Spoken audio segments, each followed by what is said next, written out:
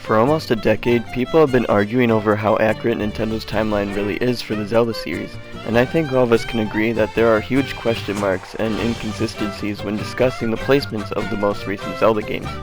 But with the release of Echoes of Wisdom on the horizon, will it fix the Zelda timeline and update it, or will it suffer the same fate as the era of Wild games? Well, let's discuss a theory I've had for a while now, and try to come up with a reasonable solution.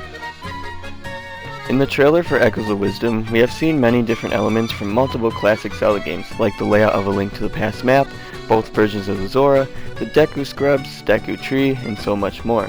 But if you really think about it, doesn't it seem like there are too many elements from past games existing in just this one game? So I have been thinking, what if the rifts have caused it all?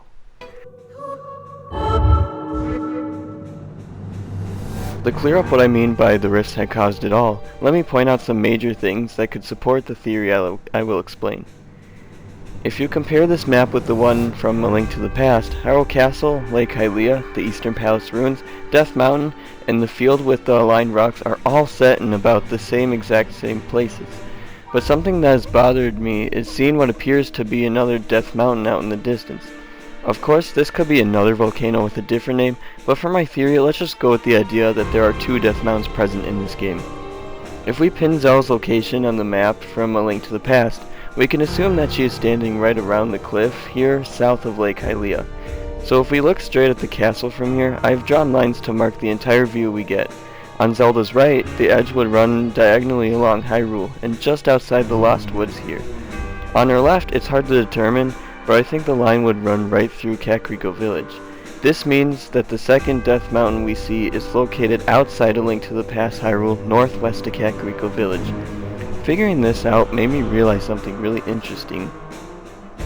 If we look back at Twilight Princess's map from the Wii version and compare its Kakariko Village and Death Mountain location to the one in Echoes of Wisdom, they are aligned in the same exact spot. This really blew my mind, and while it could be a huge stretch, I believe Echoes of Wisdom could fix the Zelda timeline, and here's why. We have all seen how powerful the rifts were in the trailer and how easily it sucked up Link and other people. The rifts seem to engulf pieces of Hyrule piece by piece. But here's my theory.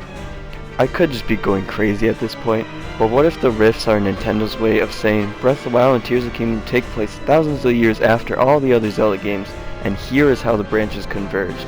And no, I'm not saying the rifts cause the timelines to combine all because we see two different types of Zora in one place. Oracle of Ages already proves that they can exist at the same time. But what if the rifts added Death Mountain from Twilight Princess, the Deku Tree from Wind Waker, and I would say Deku Scrubs and Gerudo, but I have an additional theory to add on to this. First of all, what I'm adding on is not my own theory, but one thought of by a lore-ruling historian, and I'm just agreeing with his theory, and I think you all should check it out sometime, but he essentially states how Echoes of Wisdom could take place after Four Swords Adventures, and compared the powers of Ganon's trying between Echoes of Wisdom and Four Swords Adventures.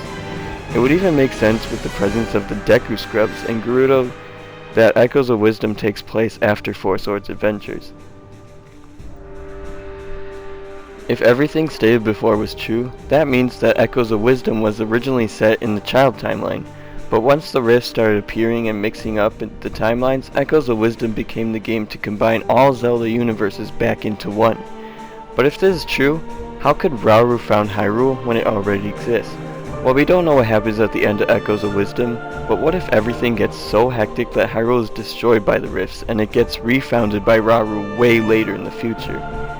There is so much we don't know, and my theory is honestly so far from being possibly true, but I'm just having a blast studying this game we know so little about, and I might as well get all my crazy theories out before the game releases and they're all ruined.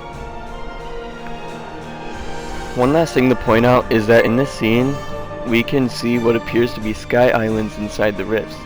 I didn't know how to incorporate this into my theory, but maybe the rifts lead to the Sacred Realm or something, I have no clue.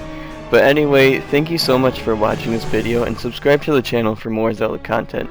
Feel free to contact me if you are interested in having a Zelda discussion via Discord, but in the meantime, have an awesome day, and I'll see you on our next adventure.